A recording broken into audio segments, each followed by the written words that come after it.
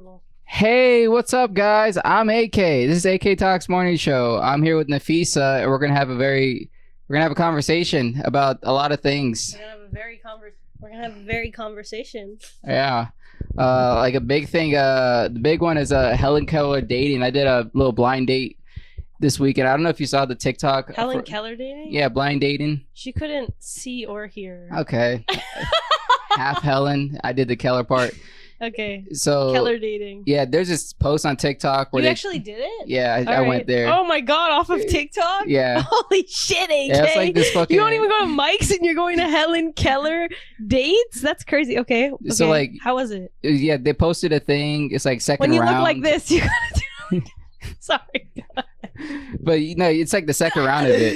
It was like really successful the first time. You look like Michael Jackson when he was doing Thriller. What? Holding the mic? You. Oh, okay. I have to watch that again.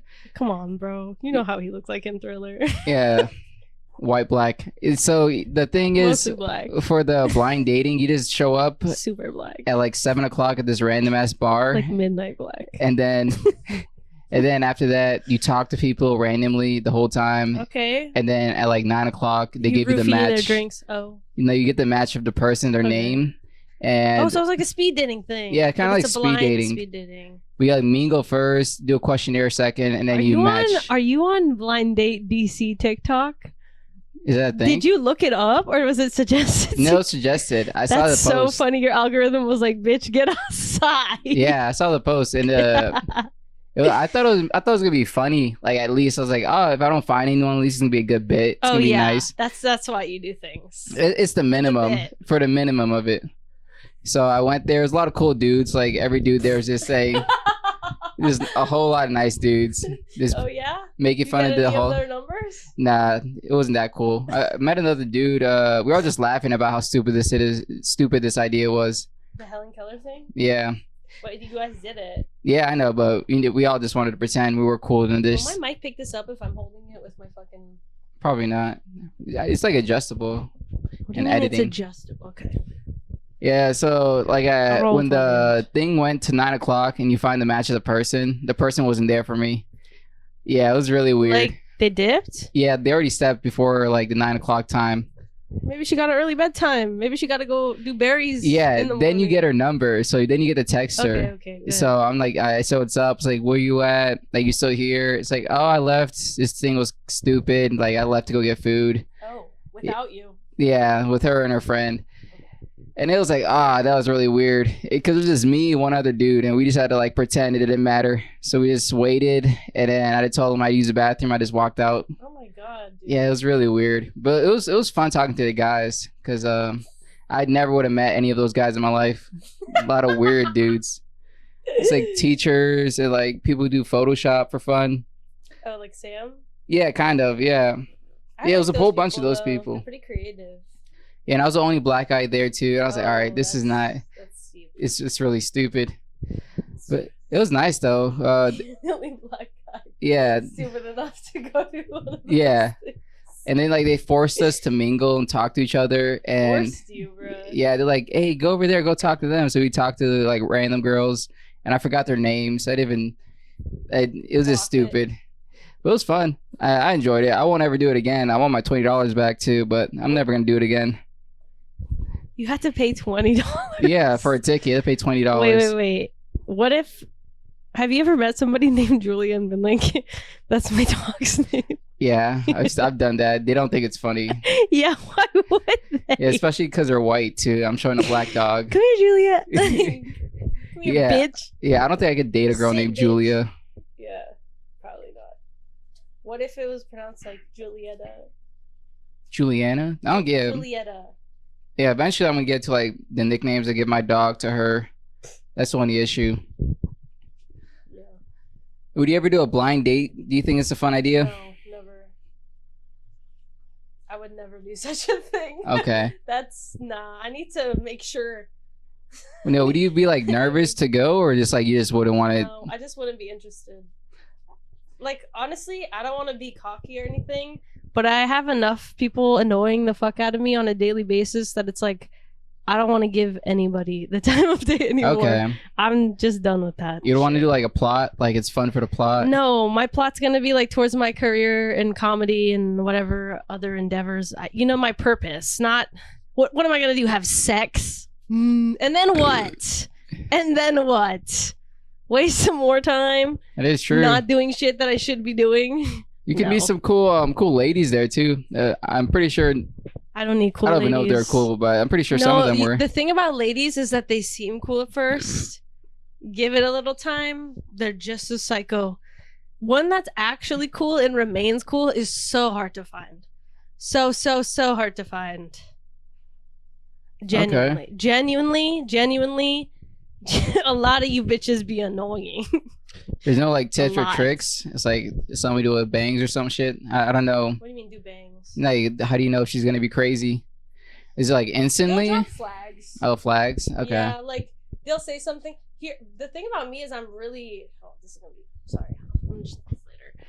I'm really like hypersensitive. So I grew up in an environment where basically like if my mom like made a certain like furrowed her brow a certain way, I would know that meant that she was gonna fucking blow up in 20 minutes at my dad. You know what I mean?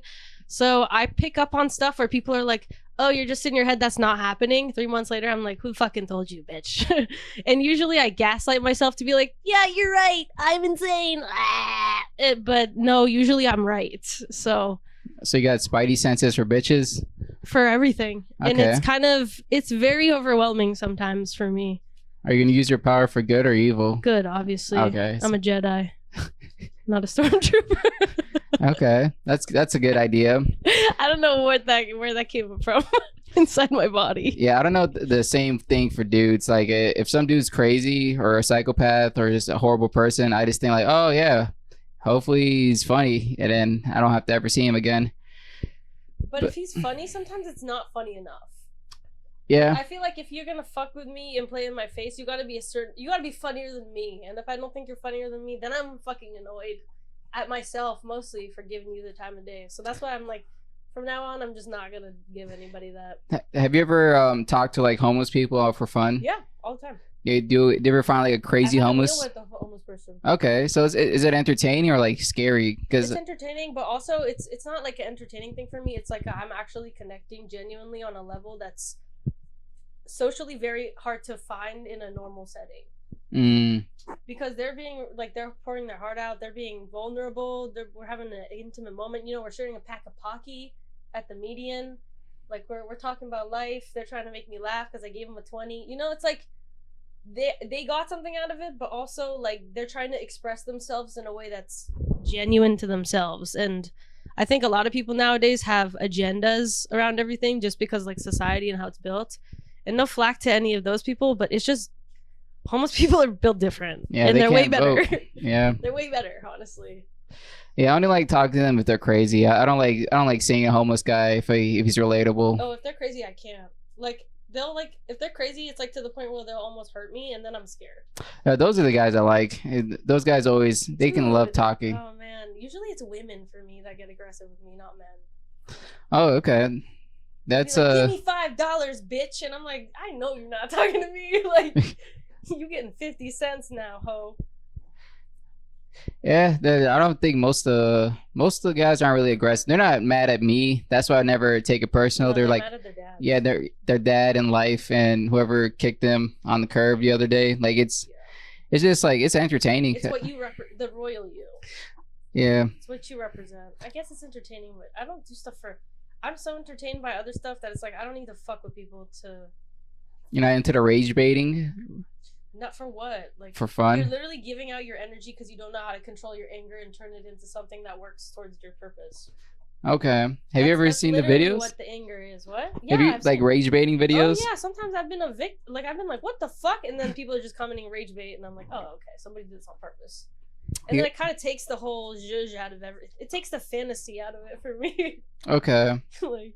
You ever tried to do it on the opposite, like use it on your advantage? Like I'll post a video of me doing like shitty stand up, and I'll say this is my best joke ever, and then everyone just like this is horrible, dude. Like you need to quit. Don't ever say this joke again. No, I mean I think you should lean into that, But I don't ever do it to be like, oh, let's get some people pissed off.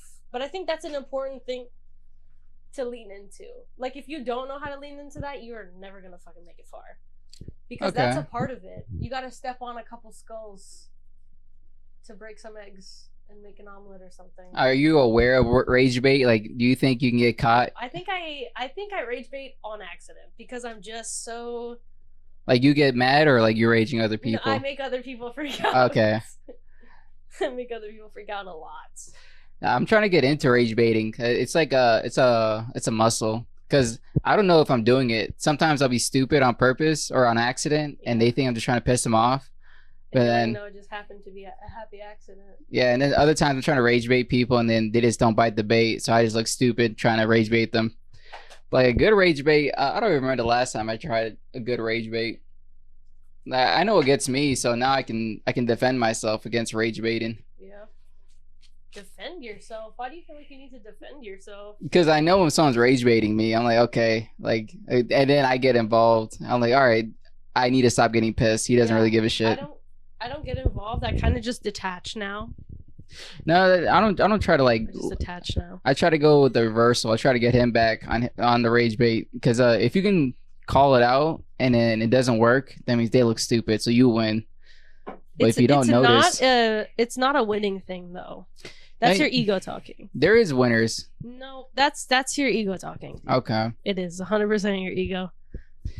You should see me on my prime rage baiting. I can get some. No, but I'm saying like it's controlling you, and I feel like that drains my energy so much. So I'm just like, I'm not participating in this. And I recognize I have an ego, and I try to learn about what it's telling me about my shadow and blah blah blah bullshit. But I don't ever use it to get angry anymore, because that's, dude, I'm the type of person when I get angry, it's like in every square little centimeter of every atom fiber of my being is angry.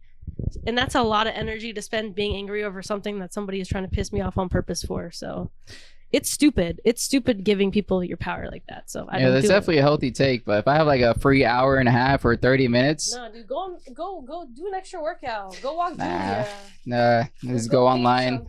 I'll go online and rage bait people, squeeze a couple jokes out, squeeze a couple of hate comments, jokes and are not farts, dude. Yeah, you can squeeze them out. You could squeeze them out, but it sounds better when you just let them go when they're close to you. Yeah, it's true. It's louder. It smells worse. Yeah, unless you're constipated. Yeah, there's a lot of euphemisms there. If you're constipated, go to the ER so a very happy doctor can put his finger in your butthole and pluck them out. Oh, that was one of the night doctors I worked with. That was his favorite thing to do. When old men came in, he just got to put his finger in there, literally pull those little balls of shit out. It works? Yeah, dude. It's called manual disimpaction. Oh, Jesus. Is he gay? Why do you he's not gay. It's just the easy ER. It's either like something you fucked with your dick and now we're putting stitches in the tip of your dick, or it's like you put something in your ass. So when we got to pull something out of your ass, it's a lot easier than like, oh, you have like cancer. So it's like it's like popping a pimple. Is that how you can compare Popping a pimple would be like an IND, which is like an incision in drainage. Like if somebody had a really bad like pilonidal cyst on their butt crack or something, or any kind of cyst, really, you would like, numb it with some lidocaine, 2% epinephrine, get in there with the scalpel. But you got to go deep. Some of the ER doctors I used to work with, the way they stab the scalpel in the person, I'm like, you hate motherfuckers, don't you? Or they didn't break skin enough, or no, what? like they'd be like, they'd be stabbing. Like, okay. They'd get some kind of sick enjoyment out of it, and then be like, oh, I can't wait to go get Einstein bagels after this. I'd be like, you're crazy bald motherfucker. You crazy squirrely bald motherfucker. I think that's better than coffee. That's the easy way to pick you up. What, bagels? No, stabbing people. And getting the pus out of their body? Yeah, that's a good wake-up call on a 12-hour shift, I guess. Yeah. No, my favorite one was foreign body and ear, because it usually be a bug, and you pull it up. You said what? Out.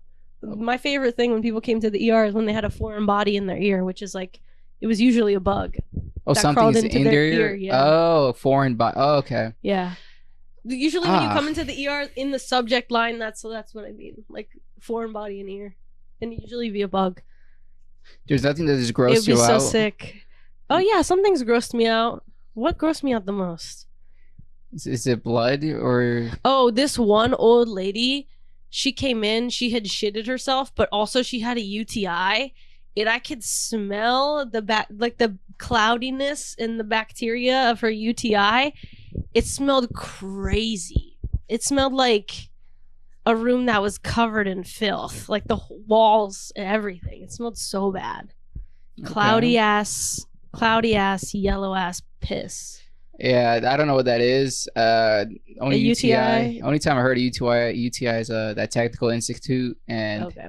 yeah, that's not something I want to learn. Yeah, guys usually don't get UTIs unless they don't drink water and they get like kidney stones and have urogenitary. I don't know how to say that word. Is that when you just can't piss, or you're pissing too much? It's when you don't drink enough water. So when you try to piss, your piss doesn't get out all the way. So your body makes this calculus in your bladder that turns into stones. And then if it's more than 3 millimeters, you got to get surgical intervention. But if not, they just pop you with a couple perks. And So you really can't walk it off. No, usually you'll be cramping for a couple hours if you're passing a stone. Oh, okay. That's gross. Boring. That sucks. I'm talking about boring stuff now. Yeah. I should have smoked more. Is there another hitter of a topic? Did you think about shadow stuff when we talked about it during the dry run? Oh yeah, I did. Did you look into shadow stuff? I took a little test online to see shit. What your attachment style is? Yeah. Oh shit! And I wasn't. Are you a DA? What are you? It says controlling attachment, so I need control. What? No, that's not an attachment style. It said control, like it was a control. Okay, but you attachment. can control in a lot of them. But that's what I think it said, so I was like, okay, and I'll fuck with that. I'll send you a link for a quiz. But I kind of see it. Like I need to have my own podcast. I need to run my own stuff. I need to do things my way.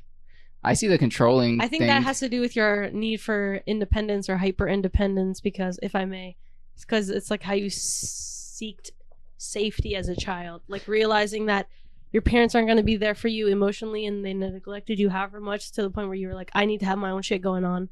So it probably feels safe for you to have your own shit going on. Yeah, another thing too, I like that answer too. I like the controlling. I was like, okay, that's more comfortable. I can live my life being control freak, and I still think you're a DA. Yeah, dismissive avoidant. And I am dismissive. FA, which Okay. is fearful avoidant.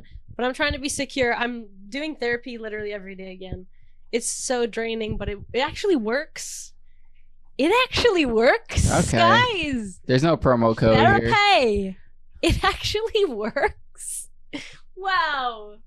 Crazy stuff happening. You don't get stronger. You This just get now mentally. in.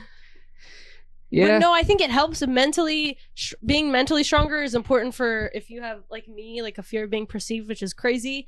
When you're doing crazy jokes on a stage and you're like scared about it, and your body language and the tonality of your voice, or even the words you use, how comfortable you are with pausing, like it all is affected by how confident you are on the stage.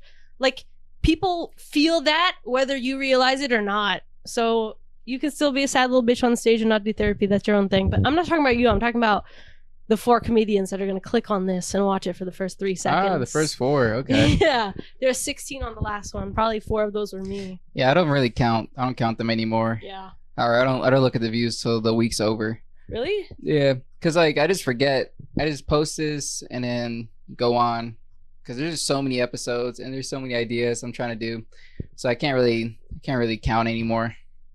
Because I was still trying to make clips out of this shit. He can't count up to 16. Yeah, that I'm not gonna count that shit. It doesn't matter. I mean, They only taught him up to 10. yeah, but yeah, I'm trying to make this into clips. I was trying to do clip farming and understanding that shit, but then I was like, that's too gay. Or just What's wrong with being gay?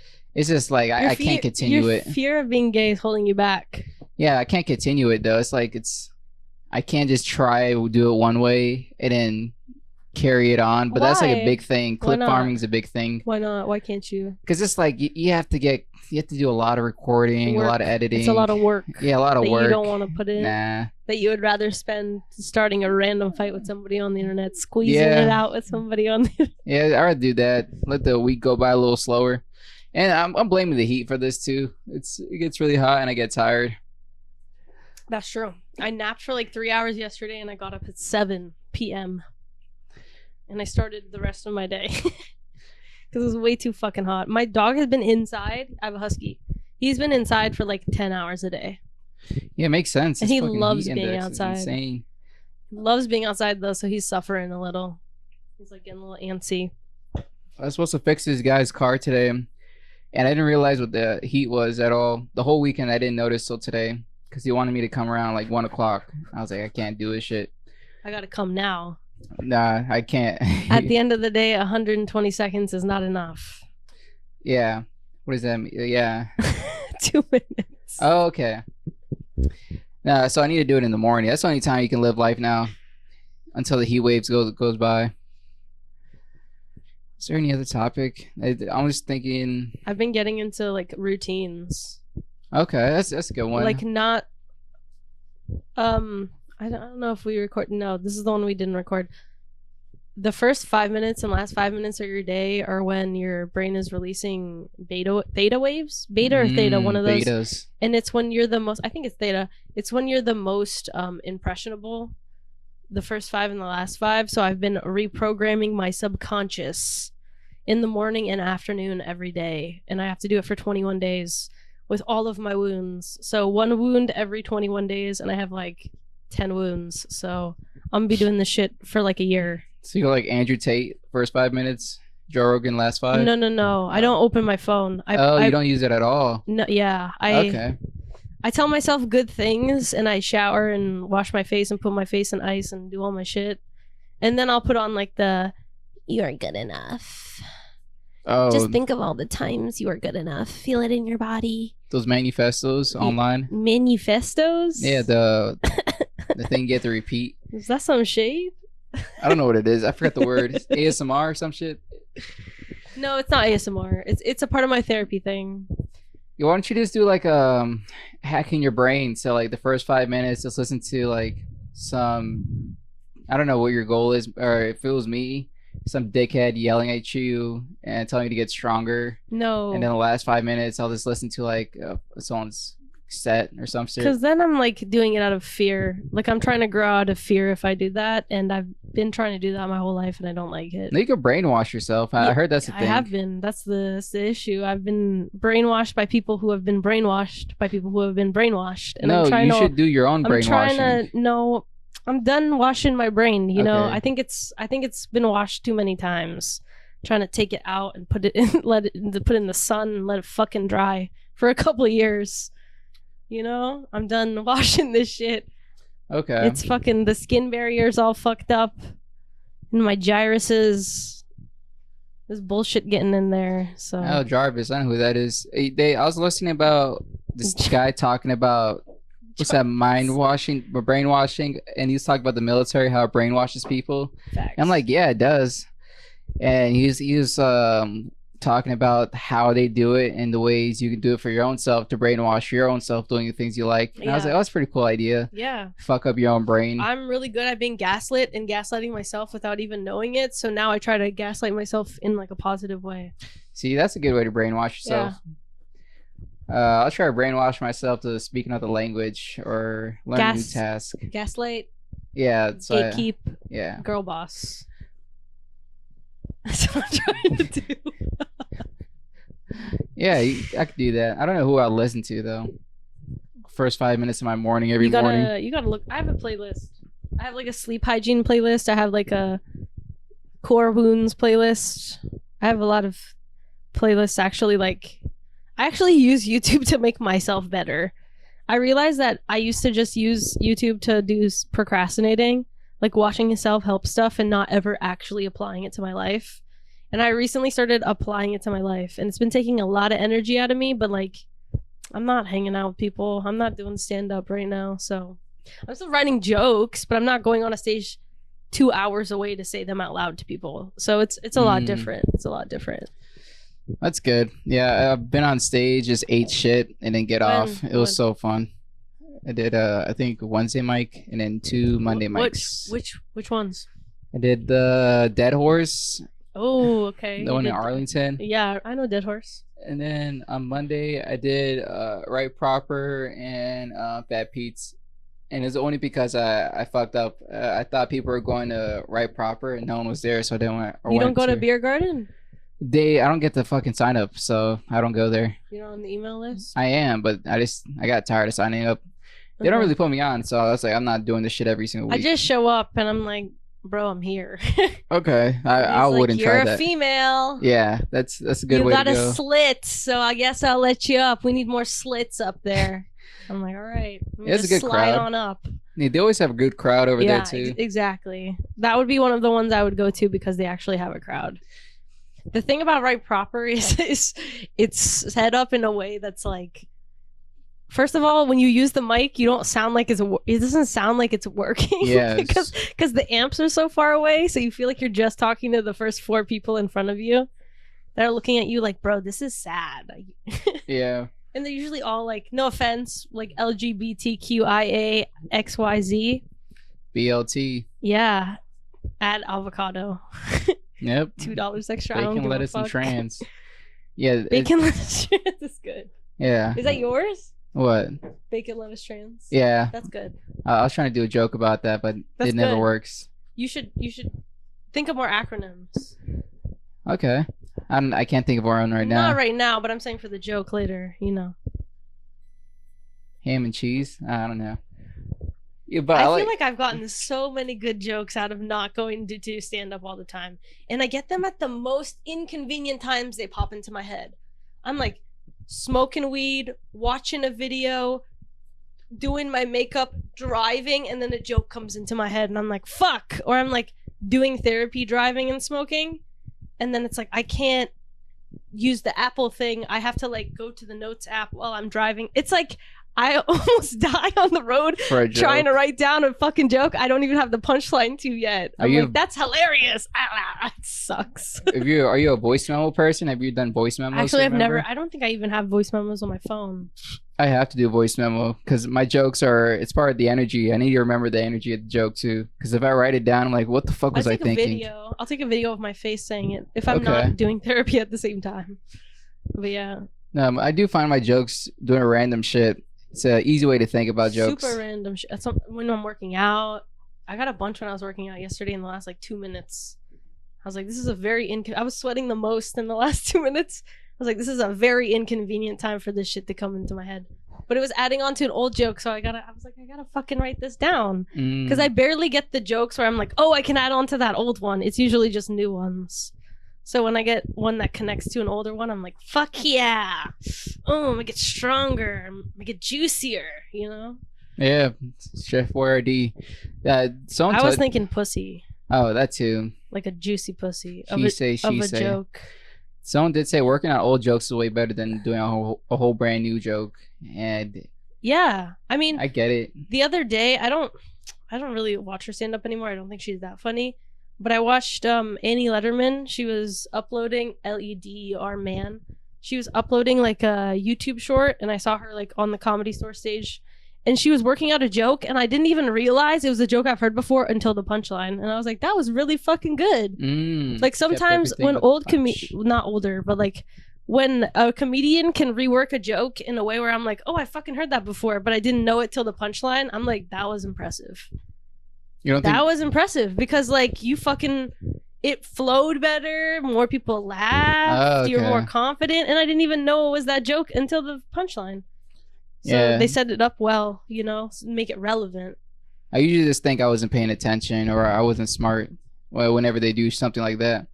See, now you're gaslighting yourself in the bad way. Nah, I'm like, oh, okay. It's like, oh, you surprised me. Because I like not remembering shit. It makes the jokes better. I'm like, oh my God. I really wish I'd have thought of that or listened to it hours ago. Like, I don't know whose special I watched recently, but it's good when I forget it so I can rewatch it. I have not been watching comedy at all. Yeah, I still like watching it. Makes me happy-ish. I just watch funny stuff on YouTube. I've been watching this gay guy react to things, and it's making me so happy. He's like flamboyantly gay? Oh, is that why? Okay, that's why. The way he like talks, I'm like, I was almost paid for his Patreon because he's so funny. I love how gay he is. Oh my God. Yeah, I definitely get the parasocial thing out of YouTube. I definitely know I get that. Have you ever watched streams? You a stream person? I used to, and then I was like, I hate watching people live their life and have fun when I'm not doing that. Like, I'm watching somebody else do not what I should be doing, but like vicariously living their life. And after you do it for a week, you're like, holy fucking shit, I gotta stop. So I made a hard rule where I was like, I'm not watching any streamers anymore. But I still get suggested, like, I'll still, every once in a while, the algorithm will be like, will send me some Speed or something like that. And I'm like, all right. Or like Kai. And I'm like, all right. Yeah. Not even the streamers I used to watch, but it'll try. It'll try. Who's the streamer you watch then? Or I watched Maya a lot. Don't know her. Maya Higa. She runs Alveus. It's like a... Yeah, I still don't know her. Yeah. She was Ms. Kiff's girlfriend, but I'm sure you don't know who that is either. Yeah, I don't know him or her either. I used to watch Ludwig a lot. I know that guy. Really into Ludwig because my brother showed me one of his videos on YouTube and then I watched him streaming. I used to watch Cutie Cinderella. I watched Hassan when I thought he was hot for like a week. Oh, that extremist. And then I realized how not controversial, but like kind of like hypocritical he is, and his whole zhuzh is. But yeah, I still get suggested them all the time. I used to watch the Austin show. He did like a dating show on Twitch. It was really funny. They start drama. I don't know. Once I realized that like I was spending too much time doing it, like most things, unless it's like connecting with my inner child, I'm like, this gotta go. Like it's unless it's me watching every single episode of SpongeBob from the very beginning, or like a Pokemon movie or All Dogs Go to Heaven, like it's not important to me. It's really not. I see where you're going. If it's not connecting with my inner child anymore, it's not worth it. Yeah. The only guy I've watched was this guy Pay Money Wubby. I used to love that guy. And then I don't know who that is. He's like this fat ginger. He's really cool. And he did When like you say fat, I think of Boogie. Kind of. But he's the first guy I ever watched on stream because I always watch him on YouTube. And I was like, oh, I'll just watch the stream. And he's doing like Love Island for like the Spectrum, Love on the Spectrum shit. Oh, Love on the Spectrum. Have you seen it? No, I haven't. But I was watching it. I was watching it on his stream. Oh my god. And then I typed in, I was like, where are all the niggas at? And then they kicked me out the chat. Bro, yeah. And then I went to the Discord. I was like, it was just a joke. I'll just do it here. Yeah, I was like, it's supposed to be funny. I was like, it's gonna be like a black Is that what special needs guy. Did it remind you of being on the stage? Kind of, yeah. I wanted to say a joke. I wanted to say a joke. I meant it in a funny way. But no one laughed. No one fucking thought it was funny. Yeah, they didn't like if I explained it out, it would have been funny because like the idea was like it was a black dude who's special needs and he just takes a girl to the drive-through and it has a date there instead of doing all the other shit those guys are doing. Yeah, I feel like they really show out for some of those dates. Yeah, they do too much. I'm like, no, dude. it's not too. It's really not too much. It's really not too much. All right, but like those guys are happy with like small things in life. So I'm like, oh, you don't have to dress up nice. Get pussy. Yeah, that's who. You just have to go like this train station or Lego World. Like Love on the Spectrum was the only thing that healed me when my heart was like super broken. Because I watched it and I was like, oh, this is what like genuine love and connection is supposed to be like. And it's supposed to be like this eye level and I see you and that's all of you and blah blah blah. Like it's never like that with neurotypical people. Like I said, because there's so many socially constructed fucking things and agendas. Oh, okay, that's what you mean. All right. Using girls as clout tokens and it's just it's just so much more bullshit. Yeah, it's more human when it's Love on the Spectrum is actually like a super beautiful thing. Yeah, I was about to tell you there's a reason why it's like that. Why? Because they're on the spectrum. Yeah, exactly, but a lot of them are not. Yeah. A lot of them are smart in ways. They're so smart in the ways that they know themselves, and they're so sure in like how well they know themselves that it makes me think like I've never met anybody that's been like that. I think it's like that sure of themselves, and it's kind of admirable for somebody who's like trying to work on their authenticity and that kind of bullshit. It's very admirable. I think it's because they get to say whatever they want and like they don't have to think. At least I don't have to care what people say. That kind of helps.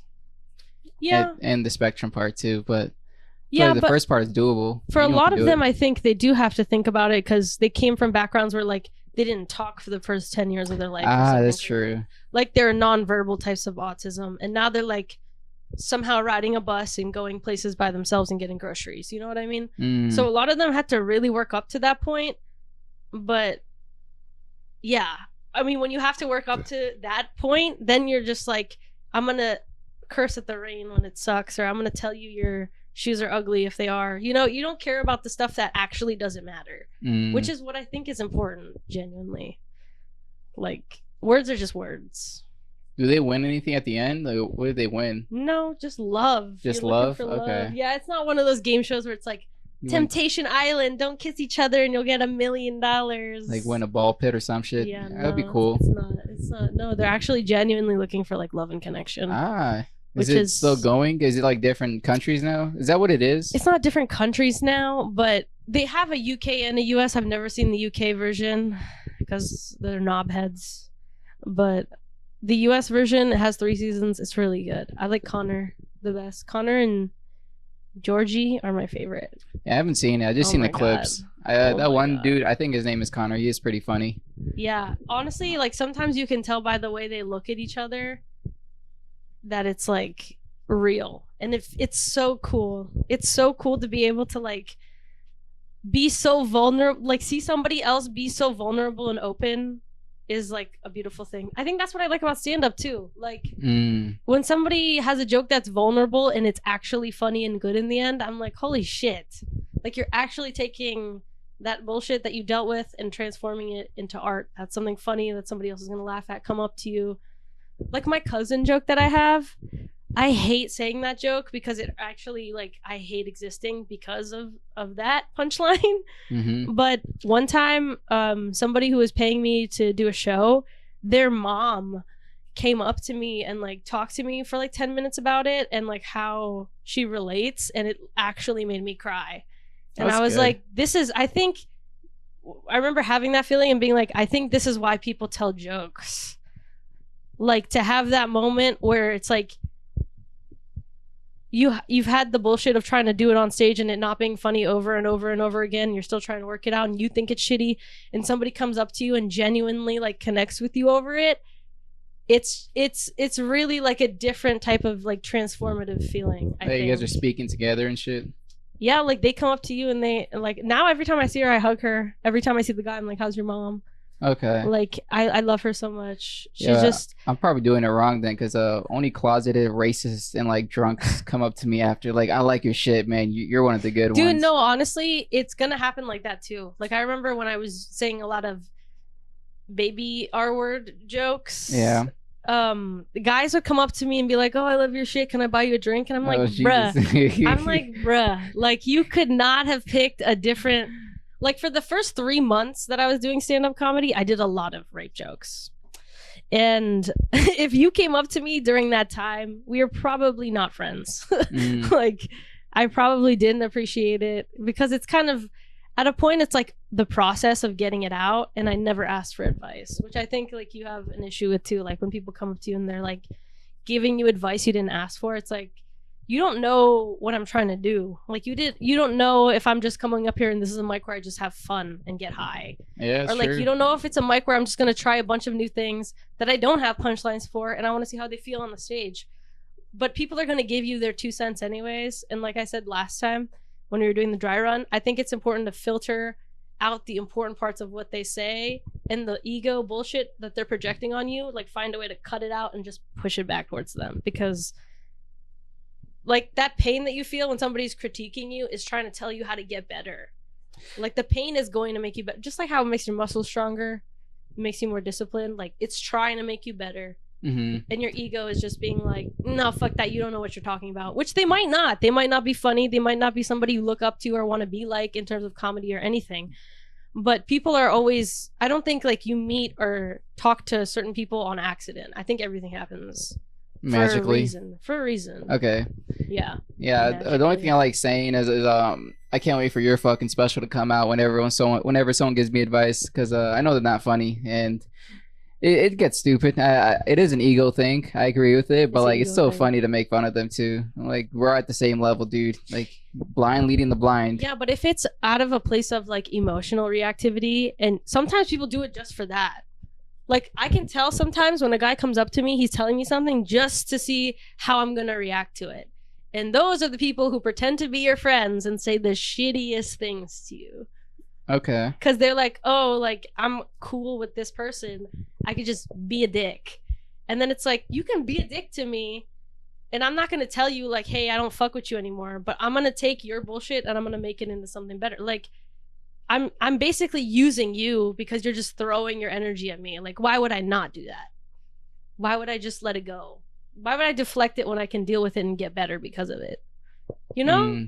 Like, that's energy I didn't ask for that could, like, and it did make me better. Like, when you do that, when you actually do that, it does make you a lot better. And those people are just stuck back there where they were when they gave you that advice. That's true. Yeah, that's a better way to do it. I just yell in my car having that conversation with them. I just call them pieces of shit. Okay, you gotta do some therapy. No, it's fun. I like doing that. I like talking to myself inside the car. I wrote something about anger down. Okay. Hold on, you can keep going though. Yeah, but I like talking to myself in the car after I get in an argument or someone tries to tell me to do something, and then I win the conversation because I'm having it in the car by myself, and I know how to get a one-up. It's like when you forget to say something cool or say something witty after someone talks to you. I do that for about 30 to 45 minutes daily. I think it's healthy. No one can hear my voice, so I think it's healthy. But that nobody can hear your voice. Yeah, and my ideas and shit like that. But I don't think it's necessarily anger because it's more like it's like popping the balloon. He's gotta let it loose. Maybe that is what anger is all about. Yeah, dude. But it's not a controlled manner. It's I'm not out of control doing it. Apparently, people who have a lot of anger and don't know how to deal with it have CPTSD. So it's like a more complex version of trauma or PTSD. So I can get disability without going to war. That's nice. I'm just trying to look for what I wrote down, but they're all jokes. They're all the jokes. I can't find the... Yeah, we can do like one more topic if you find any. I think we already cracked the 30. I had something.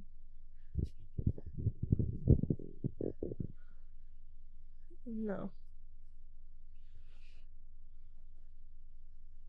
Whatever. I tried. Okay, we can do Israel-Palestine again. Israel-Palestine. No, I don't know what's the word. Iran, Israel. Yeah, it's Iran-Israel right now. You guys bombed me. Yeah. You guys bombed my nuclear sites. The fuck? 1-0. Going up one. Do you have any concern for it at all? Do you think it's important? Well, thank you for asking, AK. Your people? You're literally the first one that's asked me that question. Yeah, I don't know if you felt it. Like the shake? Yeah. No, I didn't feel it, but half of my family did. Yep. I'm just a little concerned because I do, like, half of my family does live there. But at the same time, it's like the half that traumatized me at the age of 3. Not all of them. One of them. So I'm kind of torn, you know, because it sucks. It sucks. But at the same time, my parents are so disconnected from reality, and so are my relatives that live there, that everybody was happy when it got bombed. Real Gaza Strip. Okay. Yeah. They were just like, no, they're just like, they've been... Like, I've been watching people get stoned on Iranian TV and, like, hung since I was, like, 13. So... Like the good guys? There's the thing. Oh. My parents are Baha'is in a Muslim state, or were, and they were forced to act like Muslims, or else they would go to jail, be stoned, be hung, be imprisoned, whatever, you know, the whole thing. Oh, that does suck. And they have been against the government for a really long time. Like, really gross stuff, guys. Like, my mom is showing me videos of girls who are not wearing their, like, burqa and getting raped and stoned in the streets. And then just killed and left there. Like, this is stuff that my mom is just like, look what's happening. And I'm like, you know what? How about I close my eyes? How about I don't want to watch Fox? How about I don't give a fuck about the political stuff that's happening? Because I feel like for so much of my life, it wasn't a choice for me to know. And I had to know because, like, my parent, like, I was being so brainwashed by them. So now it's just kind of like, it's hard for me to not be emotionally involved in this one just because I'm worried about my family. But at the same time, it's like, I hate thinking about it because it activates a part of me where I'm like, like, it's helplessness. It's helplessness because it's like, what the fuck am I supposed to do? Join the team. What the fuck am I supposed to do? Like, honestly, like I can't stop them from dying. Yeah, that's true. I can't bring them here. I can't give them a visa. You know, like my parents have been trying to do that. They don't want to come here. They like it there. So really, it's just like if they're gonna die, they're gonna die, and that sucks. But apparently, my family isn't near any nuclear sites. But who the fuck is like? Like I asked my mom earlier today, and she was like, "Oh no, they're not bombing the neighborhoods. They're just bombing the nuclear sites." And I was like, "Yeah, but we know how war, we know how war works, right? Are we gonna pretend like?" But I think they're just kind of gaslighting themselves too into being like, "Oh, we're fine. Everything's gonna be okay. It's gonna be fine." Until like actually, oh, I don't know if anybody knows this, but when shit goes on in Iran and the government doesn't want the other parts of the world to know, they shut down the internet. Oh, I heard about that. So my dad hasn't been able to contact his parents and his mom. I mean, his dad's dead, but his mom for like a week now. And he's been trying all the WhatsApp, Skype, you know, like all the fucking foreign people apps. He's been trying that, but honestly, at a certain point, there's like literally nothing you can do to even check up on somebody. So yeah, we're surviving. I'm trying to, obviously I'm doing a lot of therapy, but yeah, it only really triggers me because like my grandma on my dad's side, she had a special role when I was 3 in traumatizing me. So I'm not saying I would be happy, but I would be sad for him, not sad for that my grandma died. You know what I mean? I would be like, oh, that sucks. Your mom died. Now you don't have anybody. But yeah, her house looks like I feel like grandparents are supposed to die. Okay, yeah. They're there to show you death. I gotta go visit my grandma. You don't get into like the conspiracy theories. You don't want to see how it ends because there's a lot of things online like people predicting it a year ago and it happened. I feel like, what's the point in doing that? Shareholders' interest. But like, if thinking about it puts me in a certain state of panic and like there's no fixing the panic or solution to the panic, I'm just panicking to panic, it seems like a stupid thing to even like even when I see it on my YouTube feed and I'm not trying and it's like Iran strikes, this is what this people think about it, this is what Donald Trump is saying about it, I don't even click on the videos, but reading the titles and seeing like the thumbnail, I'm like, ugh, oh my god. And then my emotions get involved like that. Like I don't even have to think about it or try to get emotional. It just happens. So trying to would be putting a lot of energy into something I can't do anything about. Yeah, I don't know. I can't relate to that, but somebody asked me a while ago, they're like, since I'm affiliated with the military, it's like, would I ever go to war with Ethiopia? Like, would I go down there and... I'll go to war with Ethiopia. Yeah, you would, but if I would... And it's like weird. No, like, yeah, maybe not, because then I see the people who look just like me and I have to do things and fix their country. But it's like... Yeah, but they usually have frozen or begging for cigarettes, so... Yeah. A little different. Like my brainwash, it doesn't end till December 2026. That's when I can start thinking freely. So I think it does suck, yeah. But there's a lot of catchy TikToks right now, so it's hard to make a great decision. Oh, I'm on Black Talk apparently. You are? Somebody told me the other day. My cousin picked up my phone and started going through my TikTok, and she was like, you know you're on Black Talk? I was like, how do you know that? She was like, I haven't seen one white person on your feed. Okay. And I was like, oh, that's crazy. I didn't even notice. It was like robbing and stealing or like dancing? No, it's like dancing, memes, funny girls, some makeup, some dresses. Like they're always trying to sell me shit on TikTok, so it's like hot girls in dresses because they know I'll fucking buy it. Okay. So... TikTok's doing their thing-a-ling on me. Have you seen that one girl who got she threw water at someone's face and then punched him? No. She's like this black girl. No, I didn't see that. Okay. I'm not on Fight Talk. Okay, all right. It's a little different. No, I'm on like the, I don't know. It's some kind of Black Talk. Like what, Dr. Umar Black or like Keith Lee Black? I don't know any of those people. Oh damn! All right. I'm too deep then. I don't know who Keith Lee is or the Doomer. He's the guy who does the food reviews.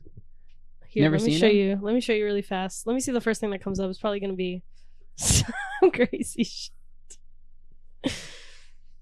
Oh, this girl's white. This girl's white. All right. Okay, I got a white girl. Hold, let me go down. Okay. See.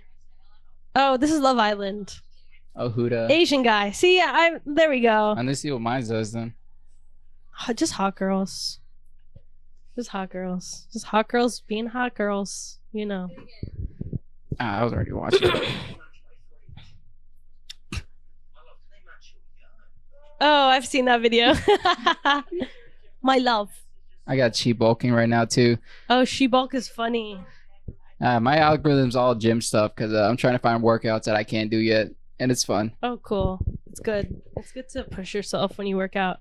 I've been doing solid core, hot yoga, solid core, on top of weight training and doing the bike every day. Okay. And barely eating because of my medication. Super good for my muscles. Best way to go. I bought some supplements for the first time in my life. That was crazy. Spending $75 on like 3 liquid supplements. Oh my god. What you get? I got like iron, a multivitamin, and I think it's called lysine. It's for your immune support. And I got fish oil. Okay. Nothing for bulking? You're not trying to bulk up? I don't need to bulk, dude. I need to cut Trying to cut? all of my wrist off. Okay. That's a great way to lose weight. Is there like percentage you try and get to? No, just a look. Just a look? Yeah, I don't go based off of the numbers really. I just go based off of like how my body looks in the mirror. For me, it's very toxic to look at the numbers. You know who Lean Patty is? Are you trying to look like her? No. Oh, lean beef patty? No, Yeah. not really. I want to have a fat ass. Okay. So like, I'm trying to think of nobody I can think of. I haven't even been following the Instagram thotties because it's not on my phone right now. So it's not nobody I can really point to and be like, that girl. But like big butt and like pretty small upper body. Like right now I'm in the process of going from being a big back to a medium back to a small back. Have you tried tests? Are you going to try tests? I would never do testosterone. I like the tone of my voice too much. It can't go any lower than this. It really... It should not go any lower than this. Okay. Yeah, really should not. Yeah, I don't know what it does to ladies other than making them a man. I don't know if it makes you stronger or leaner. It makes your shoulders, like when somebody has really developed shoulders as a woman, I usually think testosterone. Because that's like the first tell. And shoulders are so hard to get like real nice. So if you got big ass shoulders, I'm like, she's a man. Okay. And then I hear your voice and it's like deep. I'm like, and you're like an Instagram influencer. Then I'm like, I wonder what this bitch is on because I know exactly. She's got a Mickey. Yeah, people don't really care though for the most part. I've had a couple gym guys come up to me and be like, "Do you think this girl's hot? She has a crazy deep voice." And I'm like, "No." I mean, also, why would you want to know if I find her hot? Yeah, I don't get that. That's a little backwards. I met some random dude who was selling me my shoes, and he asked me a question about a girl randomly, and I was like, "That's cool that you feel like open enough to ask me a random question about some girl you're talking to." But also, what makes you think that that's okay? Like, okay. What makes you think that I want to fucking help you with your life? I almost said the N-word. Okay. Was it like a shitty question or was it like straight up? No, he was like, can I ask you a question? I was like, what? And he was like, if a girl hits me up and says she only wants to talk after 9 p.m., what does that mean? She only wants to talk after 9. Yeah, I was like, well, it can mean that she's really busy, but it could also mean that you're ugly and she just wants to fuck you. Oh, and the latter is what I thought about first. I just was nice and said the other thing first. Oh, you don't want to give him hopes? No, I literally told him that, and he was like, "All right, cool." And I was like, "Thank you for asking me though. Cool that you felt comfy enough to do that. I like that people feel like I'm not threatening." Okay. Like they can tell me, you know what I mean? You tell me all your shit. A little bro question. Yeah, he was like asking like from one bro to another bro, and it felt cool. It felt really cool.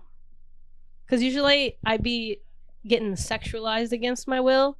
So when I'm not, but they still see me as a girl and ask me for advice, I'm like, thank you. Oh, Uno reverse. Yeah, it's nice actually, like not being sexualized. I feel like since I was a kid, that was kind of like the situation. So. Yeah, same here. I definitely relate getting sexualized. Big deal for me. I don't know. how to live my life without it. Really? Yeah. Yeah, Every how? single day. Every single day. What happened today? It's like went to a gym. Yeah. Some dude said, "Hey, shut up," and I was like, "Yeah, so you trying to fuck? That's it." So Shut up. Were you talking? yeah, no, I wasn't talking, but he told me shut up. I don't know. He just I don't looked know how to at you and relate to said, that. "Shut up." Yeah, I don't know how to relate to Hey, that. shut up. Yeah, that is a lady problem. Yeah, it is a lady problem. Yeah, as a dude, you just Nobody that's watching this video will be able to relate to anything I've said Nope. this entire video. I think we have 100% loser dudes retention. It's perfect. You're a loser. I'm watching this later. I'm Yeah. like, yeah, bitch, I am. Fuck. I'm watching a podcast that I was on. Yeah, but there's nothing crazy about that. Not crazy, just a little out of touch. It's a new world. Out of touch. I wonder who the 16 people who clicked on the video were. Thank you for clicking. They probably do first 3 seconds and leave. I haven't seen the retention. I wonder if they actually like watch the whole thing. Like, you think Eddie watches the whole thing? I think so, because he'll tell me a joke. You think a certain Jewish watches the whole thing? I don't know. Sometimes he does. Depends. Depends on. Like, it's really funny to Sorry, know. I was gonna go in. Like a weird thing was I met this dude and he told me he watched the pod, and I was really surprised because I felt bad. I was like, dude, I didn't know you were watching. I would have stepped it up. Like, I would have had better topics. But he's like, no, I like it. It's like, Why, you want to fuck him? no, I wanted to impress him, but not fuck him. But I was surprised because he's like, yeah, it's good. I like the natural flow you do. You just talk about life. So it was nice. What? Do I know them? No, you don't. I didn't even know him at the time either. I just met him, and he's already following my Instagram. He's a really cool dude. I like that guy a lot. Comedian? Yeah. Funny? And I haven't seen his set. DC or Richmond? DC. Oh, I'm surprised. Yeah, it's like people just watch it because they know nothing about me, and now they know a lot, and it's really weird. I mean, they don't know that much. You're only so vulnerable with podcasts, I feel like. Yeah, it's whatever gets in 30 minutes or less. Fuck. Like a big, I don't know what vulnerable shit juice. I talk about. It's just like drugs, alcohol consumption. That's not vulnerable. That's kind of vulnerable. If you talk about it on the stage, it's not vulnerable. Oh, then yeah, I don't know what else would be vulnerable. Probably like the stuff that fucked you up as a kid. Yeah, I don't know what that is. Yeah, because you don't want to look at it because it makes you so uncomfortable. You don't know how to be vulnerable with yourself. How you can do it with this crowd of people that you don't know? Easy, it's bomb. It's fun. You don't do it, AK. Yeah, I do. I just don't have the joke yet. I can't just go on stage. Just because you get on a stage and talking to a mic doesn't mean you're being vulnerable. I think that's a way that people use to be like, I'm being vulnerable, but like they don't know how to be like that with themselves. No, I'll be vulnerable. I just need to find a joke there. I can't just like go on stage and just tell true. people. Like I think the closest I got was like when I was sick. I was trying to talk. I was doing a Crohn's disease joke, and it was just weird because it ended with me getting a prostate at 14. It's not weird. Yeah, yeah. When you're 14, it is kind of weird. No, it's not.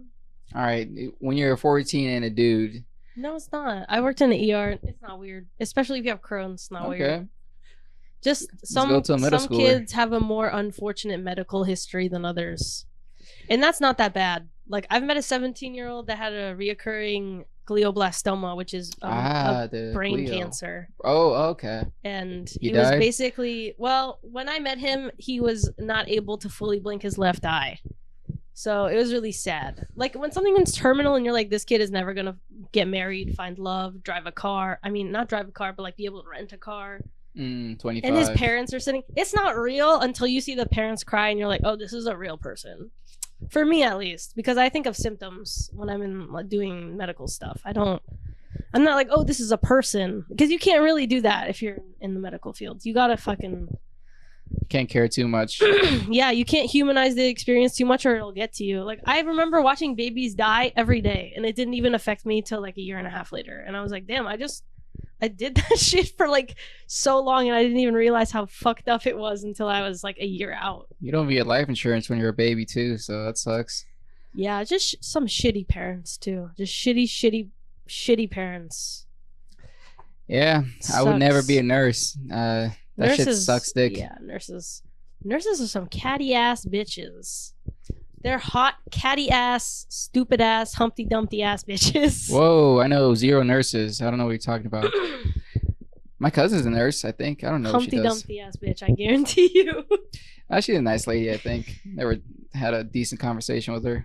They can be nice and still Humpty Dumpty. Yeah, they know how to work it. You know, nurses are very smart. Nurses are very smart. That's why they're nurses. Yeah, not doctors. Not doctors. Yeah, no, actually, because being a doctor is a lot of work and responsibility, and nurses get paid a lot, and they always need nurses. They always need nurses. So. Shout out but you nurses. gotta deal with shitty people like pissing and spitting in your hair and stuff and in your eyes, and it's just sometimes it's not worth having some random person's piss in your hair, you know. For me, it's not. That is relatable. For me, it's not that, and that actually happens a lot more often than you think. Piss in the hair. Yeah, I think if I was a nurse, the only thing I would do is just I'll probably get fired. I don't know for what. If I was a nurse, I would be fired, so I wouldn't be a nurse. Yeah, that's it. I don't have that much care in my heart for people. For kids, it's easy. You'd be like a firefighter that tried to fuck a nurse. Oh, that's fun. I'll do that. Give me nurse vibes, bro. I'll be a firefighter or a cop. Those guys are always chill. Cops were so annoying. Nah, they get a bad rap. So annoying. No, they were so annoying. They do get a bad rep, but they were so annoying, dude. Do you know any cop like real life? Not like from work, like somebody you grew up with? I have known people who are cops, but I stopped talking to them because they were cops. I do not live a cop-friendly lifestyle by any means. Like, I cannot have that anxiety on my chest of knowing a cop. I can't. A friend from high school, he became a cop, and he told me his side of the world. It's a lot different because cops can't really hang out with a lot of people but other cops, and it's 12-hour shifts, and it's always shitty and boring and annoying. I can only imagine. So this gets to his head a lot. So I get why they're racist. It happens. Long day. The government is racist. Everybody knows that. Everything that has to do with the government is racist. Get paid more. Get paid more to be more racist. I could do that. We already cracked the time. Do you want to do any more topics, or do you want to? Let me look at one. Let me look. When's the next time you're doing stand up? I was gonna do it today, but then it was like it's hot as fuck, and I wasn't going. I did not understand that. You were like, it's too hot for a mic. I was like, bro, just don't go outside. No, I was gonna do the what's that? Not Right Proper. The other mic.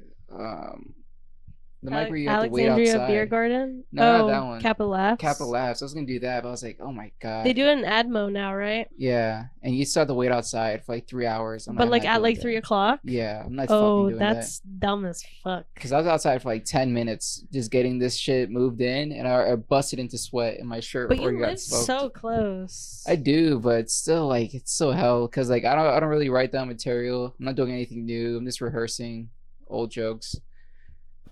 I'm just getting stage presence, so it's not really a big deal if I do a mic or not right now. Okay, I have something that's interesting, but this is like a lot of comic topics, so I don't really know how relatable this is to like other people who I just make it relatable. Comedy. I wrote down how I was kind of touched on this earlier, but when you're doing stand-up in front of an audience, God fucking. Why don't you drink the Celsius? It clears your throat. Oh.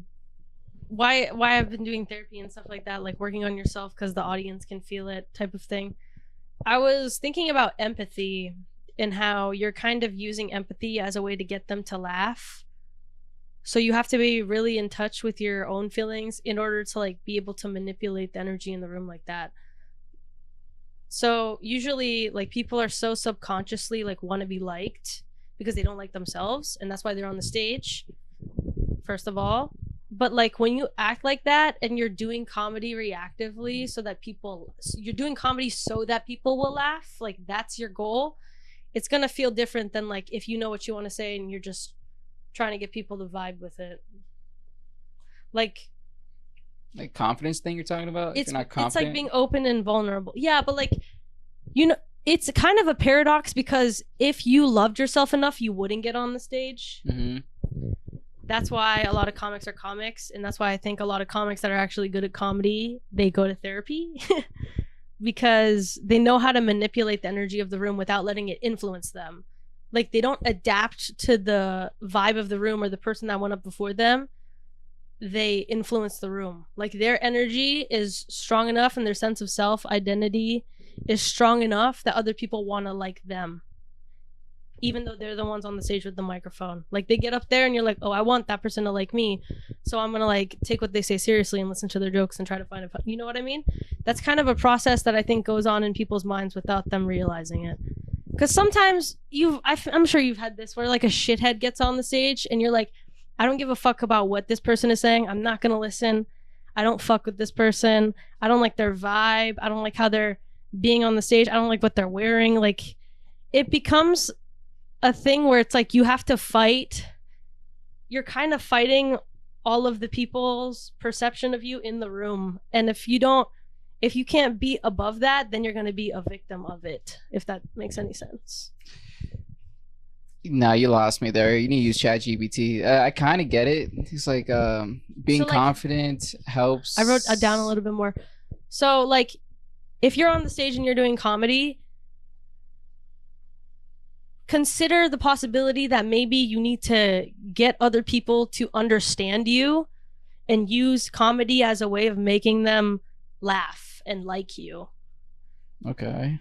So you're using it to fill that need that you don't fucking know you're not giving yourself, because you've never given it to yourself. You've used it, you've regulated through an activity other people's validation of you instead of giving it to yourself and then pouring that into your comedy. Because then you don't know what the fuck is important actually with your life and your like, you're doing comedy from a place of like that's not actually genuine to you, because you don't even know who the fuck you are. You're just trying to figure it out on the stage, and people feel that. People feel like the sloppiness.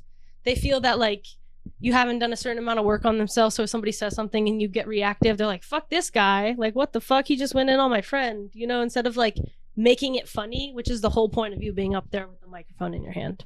That's the whole muscle that you're trying to exercise. And that's your ego taking over when you're kind of like, oh, I have to defend myself because this person's saying something and it's my time. It's like, this is all a fucking joke. Like, it's supposed to be a joke. And if you're taking it so seriously as a way of being like, I have to express myself for these 5 minutes, everyone's gonna feel that and they're not gonna laugh because it's so tense. And it's so like agenda written. It's like, people feel it. People feel your vibe. They feel that like you've done no therapy and haven't actually looked at yourself. Okay, it's like character and authenticity. Like, people have characters, it's people like, are authentic. Yeah, but like, you know, like when people get up there and they say a joke and it's like people don't laugh, and even sometimes the comic will say, they'll say like, fuck you, that was funny. It's so like, I want people to like me, please, that it's not funny anymore. Like, that line that you're trying to go on, you're going the wrong direction. And you want to either stay on that line or go in the playful direction. And it's hard to do that when you're trying to be so like, please like me, please like me. Then people won't like you if you don't like yourself on the stage. People are going to be like, fuck that guy. Like, he's weird. Why would I like him when he doesn't even like himself? Subconsciously, like real people. I'm not talking about doing comedy for comedians. I'm talking about like a real crowd. Okay, I kind of get it. Like, you want to be liked so bad that it becomes pathetic and not funny. Yeah, like you're talking about like a pick-me character. It's not just like somebody. But a lot of comedians do that. Yeah, it's more adaptive of being pick-me. It's not just like, oh, like me, like me, like me. It's not that. It's initial like, action. It's like the way you act. That's also pick-me behavior. Yeah. So, and if they don't laugh, you take it as them rejecting you and not validating you, instead of just being like, I gotta work on that. Yeah, you're like an alt pick-me guy. Exactly. So you like, turn into, I'm so dark, mysterious. Exactly. Pick me. Exactly. Okay. I don't even pick me, but I want you to pick me. Yeah. I don't even know myself, but I want you to laugh at my joke. It's like, okay. All right. Now like, I get it. It's kind of like you're making comedy based on your avatar and not the person who's playing the avatar. Like, you're doing it based off of your character and not who you actually are. And I feel like when people do comedy in their character, you can only do that for so long before you're like, okay, I need to actually figure out what's underneath the character, so maybe I can fucking put some more charcoal in this fire so I could make fun of my character better.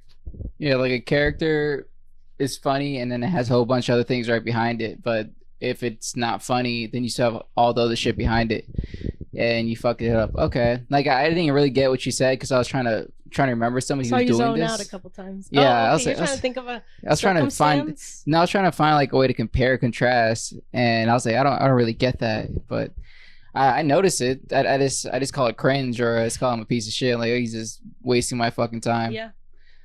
It's why a lot of other comics don't want to listen to a lot of other comics, because you know how full of shit they are. Yeah. So you can't actually enjoy their shit. Like when a new comic goes on the stage you've never heard of before, you're like, okay, let me see what's up with this motherfucker. Yeah. But if a guy who acts like a piece of shit gets on the stage, you're like, fuck this guy. I'm gonna walk out, or I'm gonna talk over his set, and it's kind of just like, because that's the vibes that they give. Like, you can't blame people for hating you when you're so hateable. You don't even like yourself. Like, people feel that you don't even like yourself because you're doing comedy from the perspective of somebody who fucking hates themselves. So when you get on the stage, people are gonna be like, fuck this guy, I fucking hate this guy, because you're giving fucking hate me vibes. You know what I mean? Yeah, like, I can add on to that. Like, it doesn't matter what stage you go on. If you say the crowd didn't like you, or saying it was a bad room, no matter what stage, they still gave you the initial, like, let's hear you out, and then you failed. So then if you can't come back, that's a skill issue. But every single room I've been at, they're like, oh, let's hear him out. Let's give him this amount of time to hear him out. And it's not longer than a minute ever. It's like 10, 20 seconds to hear you out. Yeah. And then they just pick it up like, okay, fuck it. I don't give a shit. Yeah. But if you get a laugh rolling, then like, oh, we'll hear you out even more. But it's even more than just what you say. It's like how you say it, the demeanor and everything. The pausing you're taking. Because like when people like react, like if somebody says something to me and I react like that, that's reactive. That's emotionally being reactive. But somebody who like sits and thinks about it and makes it uncomfortable, like that's part of the art too. Like being able to sit in it, in the discomfort, and be like, I'm not gonna just chill here because of what you fucking, you know? It's another part of the skill that I think people downplay a lot, because they're like just dudes that want to get fucked up and forget all the shitty things that happen to them. So they're like, I'm expressing myself, I'm being vulnerable, like doing a fuckload of drugs, drinking a lot of alcohol, and doing comedy all the time. It's like, you're only going to be able to get so fucking funny, my guy. And I'm talking to the guys, because girls are not taking the shit seriously. Okay. I feel like the girls that are taking it seriously are doing the types of jokes that my dad says, you know? They're not really, they're being very superficial. I feel like if you want to get under the surface, you have to be able to point the knife at yourself and be like, what the fuck am I doing? Which is like the situation you were talking about, where it's like, if somebody fucking hates you and you're like, that room sucked, it's like, no, you just sucked. Yeah, they gave you a chance. If you don't take accountability for that, you're just going to keep going into rooms that suck for your entire career. But it's like, you have to learn how to not suck in those rooms. That's the whole fucking point. Not sucking in those rooms. The room hates you because you hate you, and they feel that shit. And what's some advice you would give if someone understood all of this shit and they're like, all right, now what? What's the answer? Because we did bring up a big issue some people won't even recognize. Because the only answer I can think of is the answer, like how to fix it. Yeah. It's like, just be yourself, and it's but so simple. But how you have to be yourself is actually doing therapy, because you've been, your whole life, everybody's been conditioned to believe all of the lies, like you're not good enough, you're bad, you're unsafe, you're, you know, all of those core wounds that people have. You've been programmed to believe them by people who have lied to you your entire life, and now you're just lying to yourself your entire life. And whether or not you want to break free from that conditioning is going to affect the circle that you go in. Like, if you don't break the generational trauma, you're just going to keep going like this with your comedy and your life. But if you break it, you could fucking go up there. You could go where the people who are making real art are going. Like, even if you make art and it doesn't affect the world till 40 years later, you're still going to be doing the type of shit that actually adds depth to the universe. The D word. Yeah. Okay. Depth. All right. You're putting girth in the comedy potential when you do that. You're taking dick pills and you're pumping it up. you know. BBC punchlines. What happens if they can't afford therapy? Like that's a good answer too, because like it's a healthcare professional. Work.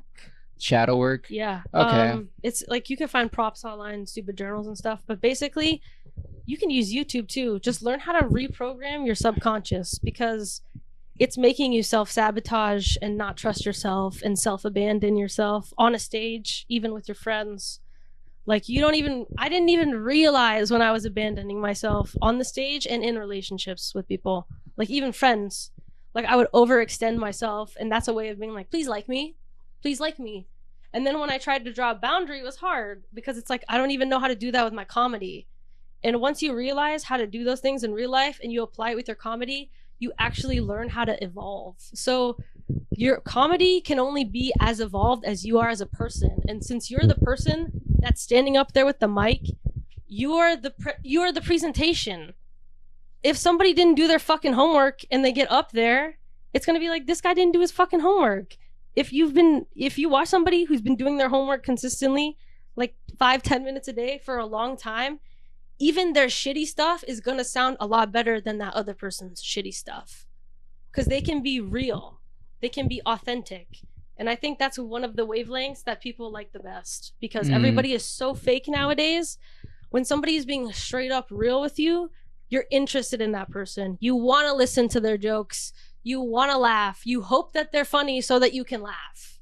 You know what I mean? Like, you get them on the other side of it, where it's like the crowd wants to be on your side instead of against you because you're a piece of shit who just got up there and is taking the love that they didn't get from their mom and dad out on an audience of random fucking people. Like, that's why comedians do comedy, because your parents didn't love you enough. And if you don't fucking look at it, no person in the crowd is ever going to love you enough. You have to... it sounds like woo-woo, but if you're not filling up your own cup and you're getting it from like your shitty friends or a shitty relationship, they're filling your cup up with piss. They're not filling it up with water. They're filling it up with piss. And you're drinking piss. You're drinking a cup full of piss and you're pretending like it's water on a stage. And when you actually love yourself, you're drinking water on the stage and people are like, oh, that person seems like they're way more comfortable up there than the person that was drinking a gallon of piss. You know, does that make any sense? See, the thing is, like, you have a better attitude towards it. You have an actual caring idea towards mental health and helping people on stage. Yeah. For me, I'm like, it's like, I don't know, you fucking suck. You suck. Like, I can't help you. Also, if I tried, I really wouldn't even want to do it. Like, I can't pretend that I give a shit if someone sucks on stage. Oh man, I don't care. But like I'm saying, for me. Oh, for like a personal thing? Like, I don't care if somebody gets on the stage and sucks, but I'm gonna look at them and be like, I always try to do this. I used to do this when I used to do stand-up all the time with somebody, but like every mistake that they would make, I would try to learn from it. Yeah, I don't do that. It helps so much. It helps so much, dude. Because then you don't have to make those mistakes and you don't have to waste that time. Because they wasted it for you right next to you. Nah, I enjoy the mistakes. Yeah, I like learning. Yeah, mistakes are good, but like if I'm going to a mic with somebody who's fucking up on a regular basis and I don't learn from it, then I'm wasting my time and then I'm going to be resentful towards myself. So if I'm not constantly learning from my environments and the situations I'm in, it is a waste of time. It's just a waste of time. If I'm not growing, I'm wasting my time. That's why what I'm here to do. I'm here to grow as a comedian and as a person. And as a person holding a microphone on a stage, you're the one delivering the bullshit. Like, if it doesn't sound gospel coming from your mouth, nobody's gonna believe you're preaching ass. Nobody. You're not even gonna believe your ass. And then that's gonna be transmitted. Your punches aren't gonna be as good. Your timing isn't gonna be as good. Your cadence is gonna be weird and not you. You know, some people get on the stage and they go manic and it just works with their personality. Because that's them. Some people are deadpan and they're not supposed to be deadpan comics like me. I'm getting out of that right now. It's hard to do. But you gotta learn how to manipulate energy. You gotta learn how to fucking not be a victim of the crowd, but be somebody that the crowd wants to like. Which is hard to do when you don't like yourself. So, like yourself. Yeah, it's a big thing. It's hard. Yeah. I mean, you gotta deal with a lot of bullshit that you've buried your entire life, but it's worth it, I think. Do shadow work. A lot of shadow work, guys. Yeah. Do a prompt a day. Do the work. You have to actually write down like your memories, like your first memory of not being good enough. What was it? And then you have to just sit and be like, now think of 10 times that you were good enough, and then feel it in your body, because that's linking the reprogramming with your emotions is what puts it in your subconscious. So if you don't link it with emotions, it doesn't fucking work. So you have to feel it in your body. Like when I feel like I am enough, where do I feel that? I feel it in my chest. What does it feel like? It feels like a pitter-pattery feeling. Neuralink, yeah. Yeah, you're reprogramming your nervous system. So when you get on the stage and your body's fucking freaking out, you can calm it down. And you don't have to be a victim of like, oh my God, everyone's looking at me. What if they don't like my joke? What if I fuck it up? Oh my God, I said that wrong. I have to circle back. This motherfucker's talking. Like, it doesn't affect you. Because once you deal with all the shit that you've been through, that stuff is not as important. Because you know what you've been through. You've been through a lot. You're just not dealing with it. That's why you're doing comedy. Because you've been through a lot. And if you don't deal with it, it's not going to work. It's just not going to work. It's just not. You can finesse it, but... Okay. I think a lot of the really good comedians do therapy, and they talk about how amazing it is. Like, I was listening to Sam Morril the other day talk about Sam Morril and Mark Normand, the We Might Be Drunk podcast. I don't mean to mention other podcasts that are more famous. No, that's a good quote. No, yeah, it wasn't a quote, but yeah, it's just you realize how important it is when you watch other people do it, but also when you try to actually apply it to your life. You should try it, okay? It's hard, but you should try. Nah, I don't know. I really don't like therapy. I think it's stupid right now. I'll do it once it's like free and it's convenient. Never. But other than that, it's like, yeah, I'd rather just go to work and come back and then be spiteful about people successful. If I told you this is what you need to do to be a successful comedian, how long do you think the gap between you knowing that and you taking that step to actually work on yourself would be? Probably 2 seasons. A couple of years? Not 2 seasons. Like seasons, like half a year? Yeah, half a year. Yeah. I like picking up new hobbies. I think self-help is a great hobby. Yeah, if you apply it. Just learning about self-help is just procrastination if you don't actually like do something about the shit. That is true. That's why people say self-help is stupid, because you're just learning a bunch of shit and you're getting that dopamine spike from being like, oh, those aha moments that you have. If you don't do anything about it, you're just getting the dopamine. It's just like being in a toxic relationship with somebody, but you're doing it with yourself. Yeah, like right now my thing is for self-help is just gym, working out, being healthy. That's the only thing I'm doing for self-help. That's good because it connects you to your vessel. Yeah. Like it grounds you in your body. My veins and stuff feel it. But I don't know what I'm going to do next. It's if I get comfortable with my body and my cardio level and my endurance and everything, I'm like I'll just slow down on it a lot more. But other than that, you do other stuff too. Yeah, the gym and biking and competing is the only thing. I do a lot of inner child stuff. Like I go back to stuff that like Legos, like that really affected me or I liked as a child. Like I wanted to go to the gym the other day to do an hour of the bike, and like I got this sign to watch Sillyville, which is like have you seen Sillyville? It's like I heard it's silly. It's a fever dream of a movie that they made when you were a kid, that we made when they made for kids. And I watched it on the bike for an hour, and I was crying like the whole time. It was so good. Oh, like good crying? It was so good, yeah. Because it was just reminding me of my childhood.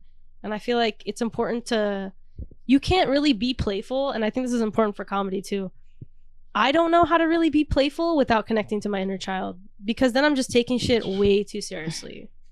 And I'm not enjoying it. Have you heard the quote like you'd never have to grow up? Yeah, I've heard that one. You don't believe in that shit? That I never have to grow up? Yeah, you can always be on childish demeanor and stuff.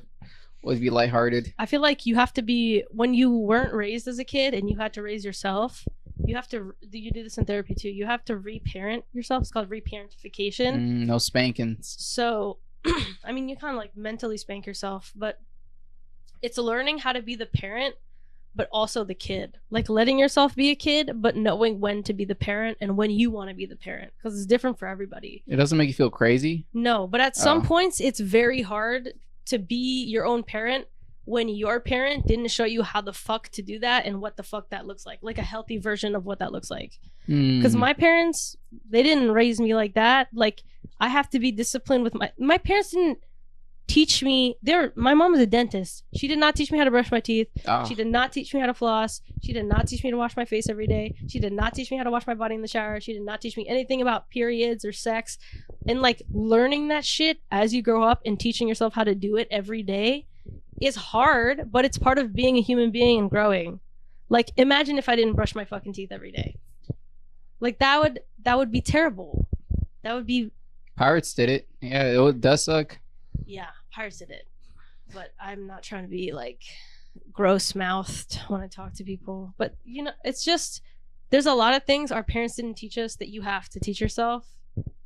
Even if you want to stay connected to your inner child, like, you just have to know how to be. Like, doctor said this to me the other day. He said, "You're not contributing to society." Yeah.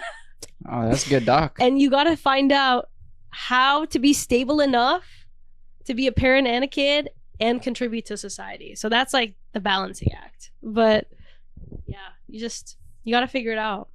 If you're too much of a parent, if you're too strict, people fucking hate those kinds of individuals. Nobody wants to be around somebody who's a stick in the mud. Nobody. You don't even want to be around you, you know? So just learn how to be playful. Learn how to connect with your inner child. It's hard, especially if you're a dismissive avoidant. Like, if you're somebody who feels discomfort feeling feelings and you just think like there's no point to feeling feelings, or there's nothing good that comes out of feeling feelings, good ones, bad ones, those are subjective words. If you're that kind of person, then it's going to be really hard for you to even know how to connect with yourself. Okay. Whereas somebody like me who feels everything super hard, I kind of have it a lot easier, even though I have a more fucked up attachment style. I kind of have it easier because I feel everything so hard. Like, everything. If you raise your eyebrow, I felt it. Like, if you look at me funny, I felt it. If you brought your syntax up at the end of a thing and you fucking lied to me and you thought I didn't know, I noticed. Like, there's levels to this shit. There's levels to all of this shit. AK's been zoning out for the last 40 minutes. Nah, I like the ideas and concept, but it's like, it's easier when I don't think about it. It's like no concept of like mental health. Life wasn't too bad. It was bad though. That's the thing, AK. But your life was bad, and that's why you're trying to think about it. It's only bad once you like once you give concepts to everything. I'm like, dude, I've had fun. I still enjoy life. Yeah. I don't need to go through like a 9-step program to not be a piece of shit. I'm like, yeah, nothing's broken. Don't need to fix anything. But if you're always a piece of shit to yourself, then you can only. I had this problem with somebody recently. If you hate yourself, there's only so much that you can give somebody else. And even like you trying to like that person and show them love or whatever that version is for you, it's gonna be shitty. It's like you're filling someone's cup up with piss. You're just pissing in people's cups. But that works with relationships and stuff. I'm talking about being single. Like, I enjoy being single. It's fun. Yeah. Don't really complain. I do things when I want to do them. Yeah. I have no care in the world about a separate person. Yeah. It's not the healthiest way to live. Eventually, you need to be with someone. But right now it's fun. I think everybody needs moments of solitude. Everybody needs to be by themselves for a while to figure out what the fuck's going on with themselves. I think you're just low-key trying to figure out what the fuck's going on with you right now, and you have different priorities. No, it's like it's mental easier. health isn't one of them, but yeah, but different priorities. It's easier to live like this. Like, once again, instead of relationship, I'm like, okay, now all my things that I enjoyed is a problem, so now I have to fix it. And I'm like, okay, that fucking sucks. But you realize that you're attracting people, or you're attracted to people that are going in that pattern, like, or pieces of shit too. Not pieces of shit too, but like, you're attracted towards people who are eventually going to see what you like as a problem. Okay. Because you're reliving the thing that you had with your parents through your relationships because you don't deal with it. Like, I am into, like I said this last time, I don't remember if we recorded it. I like when somebody gives me a breadcrumb, I eat it like it's a feast. And I like people who give me a little bit. Mouse a cookie. A little bit at a time. And that's because my parents were barely there when I was a kid and they didn't raise me. So it's like reminding me of something that was toxic in my past that's comfortable. But when you're trying to be healthier, you're trying to move in an opposite direction. So you have to at least acknowledge, like, if I don't deal with my shit, I'm just going to keep having these types of relationships with myself and with other people. But it never resolves itself. Like, you just end up being with somebody who always pisses you off.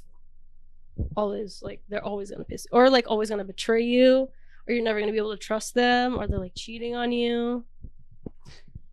Okay, but you don't think it's a big difference between like male and females mental health stuff? Because like I get the parents didn't raise me and stuff, but yeah, I feel better because now I taught everything to myself and I'm generally successful myself. And it's the only way I could have done if they didn't give a shit and they neglected me too. So isn't that, I don't see it as a problem. I see it as a solution. It would help if someone was there, but like, it's a solution, but it's a solution that you made out of survival. Yeah, and it's still a good solution. Yeah, it's a good solution, but I would rather do like comedy and the other stuff I want to pour into. I would rather not do it from a place of survival, because my survival comedy versus my thriving comedy are not only different vibes, but I think I like my punchlines better. I like how I feel on the stage better. I like how I don't feel like a victim more. Like, I'm just more comfortable being myself. Okay. Like genuinely being myself, not a version of myself that AK will like or the crowd will laugh at. Like, I'm being myself, and that way when they like me, it feels really good. Mm-hmm. It's easier to build. I'm not being anybody other than myself up there. Like, I'm doing comedy because I was funny. That's it. And I like comedy because it helped me cope. No, not just, it helped me understand the world. Like, comedians talking on radio shows and podcasts. Yeah. It was like a mentor, a parasocial mentor. So like, oh, that's awesome. Comedy raised you. Yeah, comedy raised me. And so I was like, oh, let me give back. Let me do the same thing for some other piece of shit in the world who's listening. And yeah, that's the only reason I'm doing it, and it doesn't feel the same on stage, or this advice I give out doesn't feel the same. And I'm like, okay, they have more experience in life. That's the only reason it works.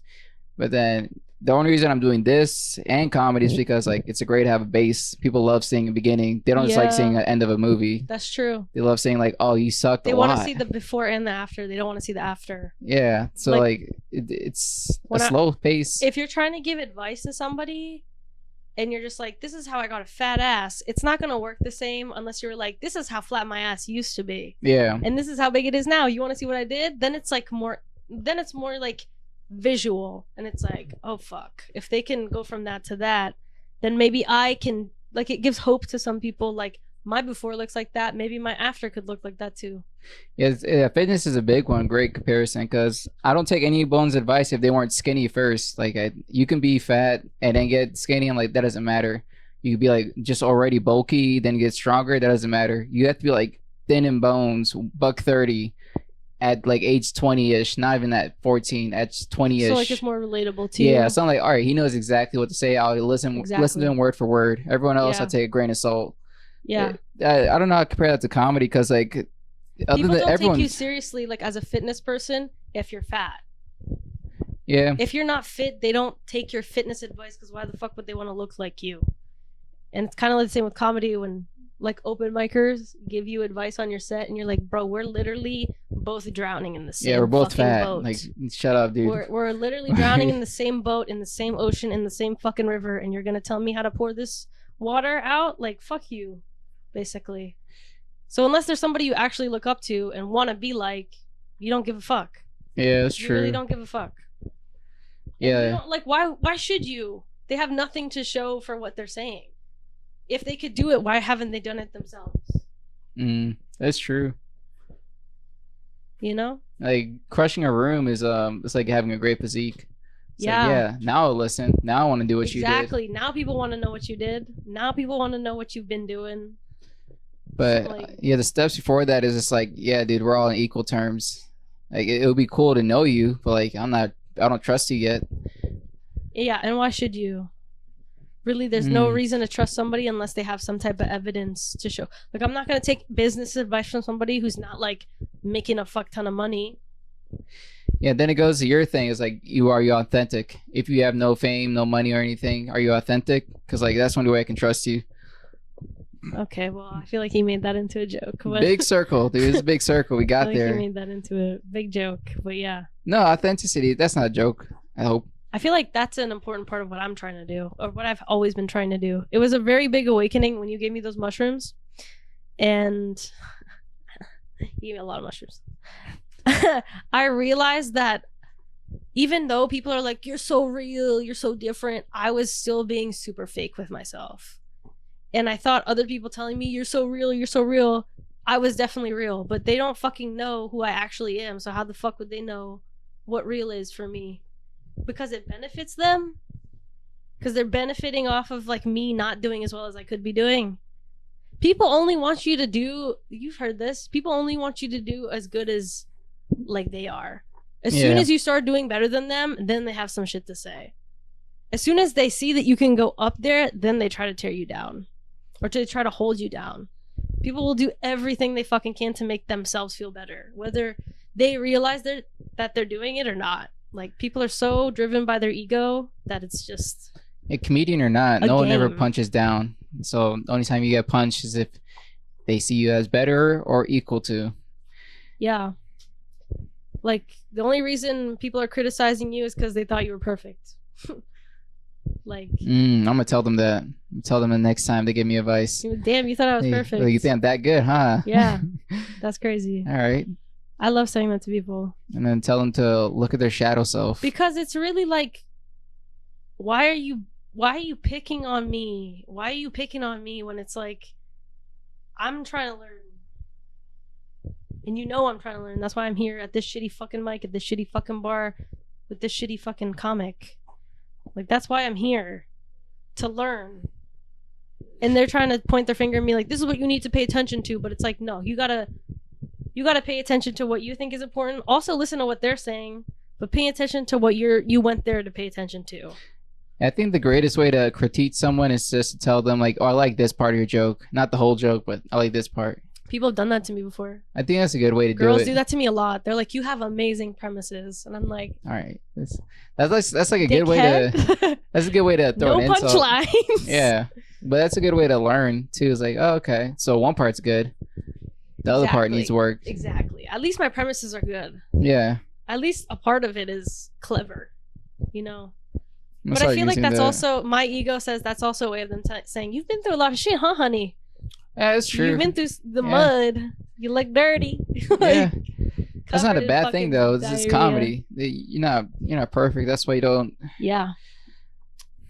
People take it too seriously though. I think that's why certain people are like have been going to open mics for like years and they're still like not opening their mouths when they do comedy. Or they're like still doing the same jokes and mumbling them, or like not taking, you know what I mean? Like, there's a certain point where it's like you have to overcome yourself.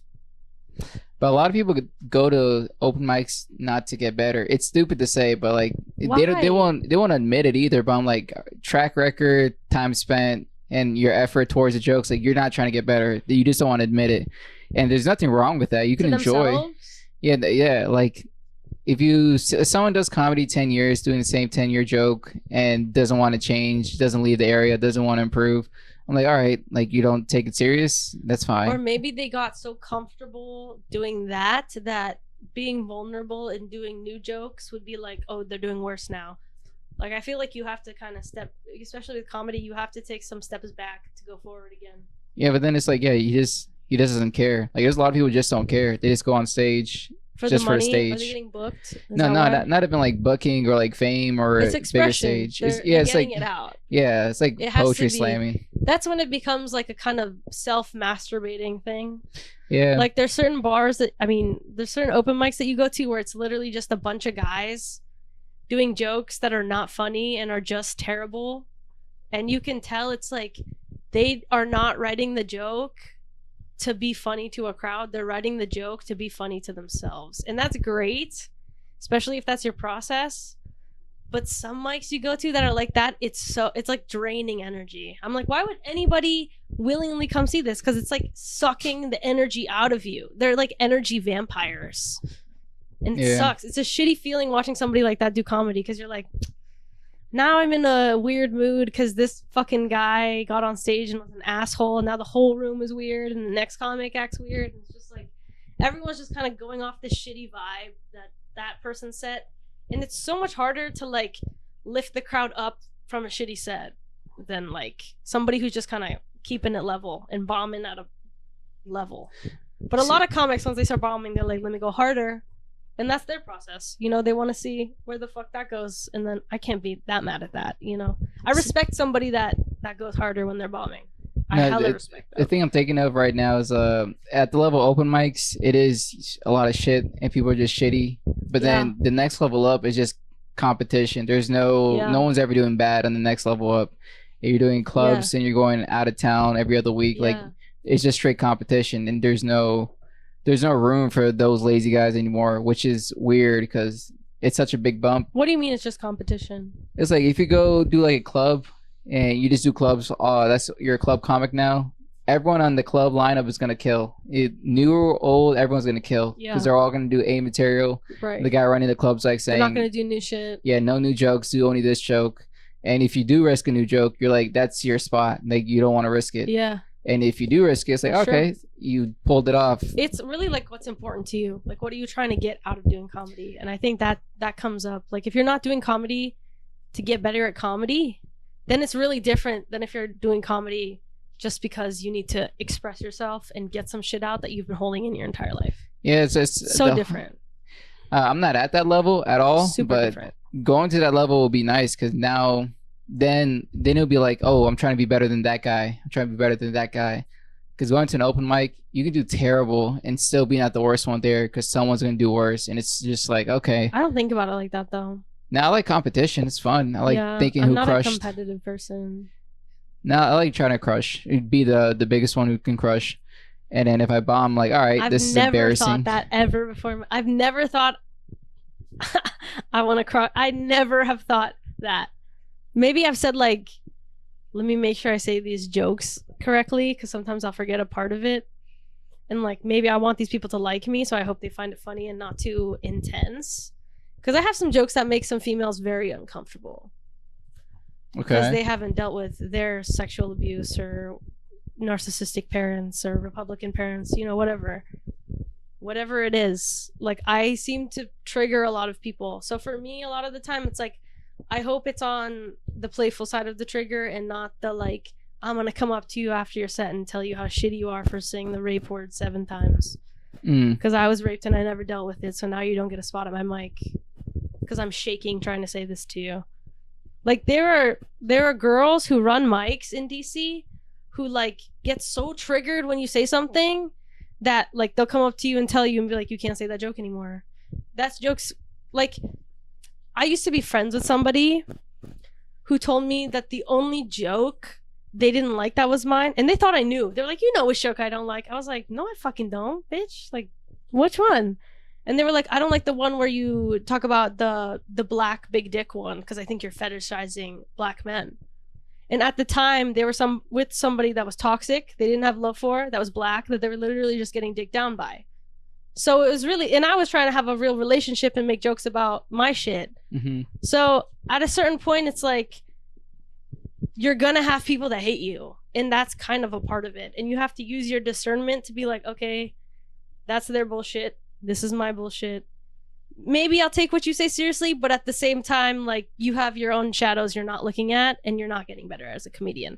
I don't care how many fucking spots you do the door for. I don't care how many minutes you get at Bulldog. Like, if you're not dealing with your shit and getting better at your comedy, then fuck off.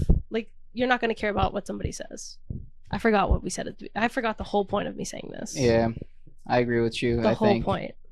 The entire point. Yeah. Yeah, it's sometimes you got to take it with a big grain of Celtic sea salt.